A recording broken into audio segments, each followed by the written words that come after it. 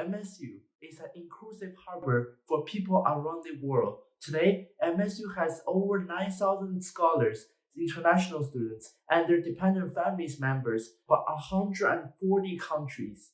Coming from different educational and cultural backgrounds, there are various differences in lifestyles, social norms, and value perceptions. This documentary aims to address the underlying issues behind the cultural collisions in relation to what MSU can do to help those students integrate into the communities.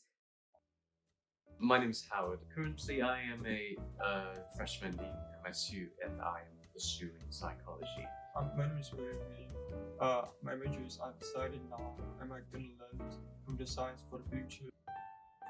Hi, my name is February. I am a business practice major and I'm a freshman. Hi, my name is Omar. I'm a freshman at Michigan State University, majoring in business. I'm from China. I am originally from Indonesia. I'm from China. I'm from India. I live here just like duck in the water. I did not experience too much difficulties here because most transitions should happen here happened during my high school time. I had an easy transition into MSU because in India, after my local school, I moved to an international school where, I was already accustomed to accepting and celebrating other cultures. So you really learn to appreciate the variety of cultures there. I'm an international student, so going to high school back in Indonesia and now going to college here in the US is totally different. The sense of community is different. School culture and life is obviously different too. I don't really think I'm a bit proud of the community actually, because it's always hard for a new student to get involved into the natural community because of the language, of the behavior, and something like that. Just like American, you have a party on Friday, but I just want to be quiet sometimes. So sometimes I just feel like I can get involved, but it's really fun because I know that it's just a progress for me to make that. Research shows that Asian students, due to their collectivist cultures and language obstacles, leads to higher level of anxieties in communication and apprehensions, tend to be passive at escapism while encountering culture clashes. But is that so?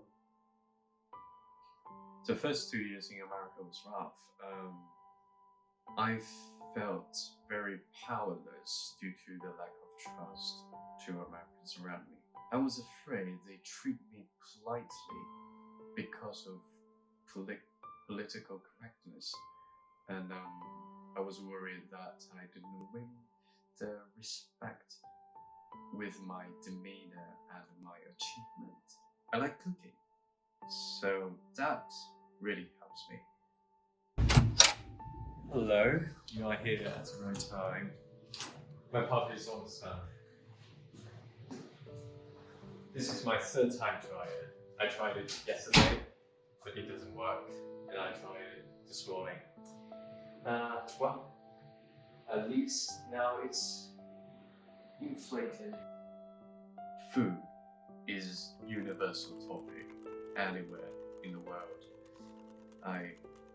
I'm a good cook, so I use cooking make some of my friends. They just come to eat my food and we had tons of nice conversations, and that's how I make friends. Gradually, I developed strong confidence. I told myself not to ask for approval all the time. Now I don't care what people are thinking, as long as they treat me nice. After a while, I found the rappers around me are actually very supportive. Now I make some very good American friends, and I adapt into American culture more. My way to cope with integration and how to adapt myself in a college situation is to, adapt the way of life. people here in the US are so much different from people in Indonesia because people here they're more punctual with their times. But from my experience from Indonesian culture, I guess people are generally late. Back home we're kind of forgiving in a sense, but here I get to adapt and like I have to survive basically. While they're trying to adapt their new life here in US, they're also experiencing some oversimplifications of generalization, the stereotypes. Some things I think that MSU is doing really well about dealing with discrimination is if any student experiences something anywhere on campus, I believe they send out emails to all of us. It limits the amount that it happens, the occurrences. But I have a friend who complained about some people avoiding him because of the coronavirus issue. Yeah. What happened in the elevator in MSU? Elevator? Yeah, yeah. Like there was a bunch of white guys in the Acres elevator, and they said don't go close to him. So I guess it does exist, but I haven't experienced it. I think it's important to overcome the issue of stereotype is because if people have like a fixed mindset, you know, as a community we can't really like work together to and like persevere and like thrive if you know each community is very separated. That keeps happening, then you know it's just gonna be a lot of hate, a lot of rage towards each other. And I think it's also important to overcome this issue is for our next generation. As of now, I am exposed to other cultures in university, and so what I thought back then was completely wrong. Do not expect was how friendly people are here, because I was kind of like intimidated. Like you know, I've seen a lot of people on the internet like, oh, my friends are like rude or something like that. But I spent like my first 2 semesters here, and so far people are really friendly in MSU, and I think the rest of the US. During the student orientation, MSU has ranked the average GPA of different student groups, which includes international students and domestic students. However, they have explicitly excluded Chinese students from international students, and unfortunately, the GPA of Chinese students was the worst. It really hurt different students' feelings and their self-esteem when they see that happens on the first day of school. Maybe school can try to assign students with different backgrounds into more diverse groups so that students have more chances to understand each other's more and understand different culture.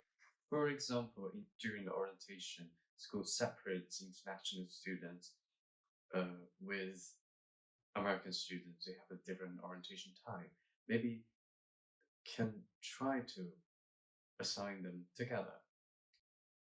Yeah, I have a little bit homesick because like I have lived in Chinese for almost 20 years, so it's kind of really hard for me to stay there for the rest of my life. Homesick? Yes, I feel homesick. I've lived like here in the US for like 8-9 months, and I miss Indonesian food. I miss my mom's cooking. Definitely, I miss Indonesian street food, and so it's kind of hard to stay close to home. But I have my Indonesian friends here, and they're also international. Like mostly, they're international.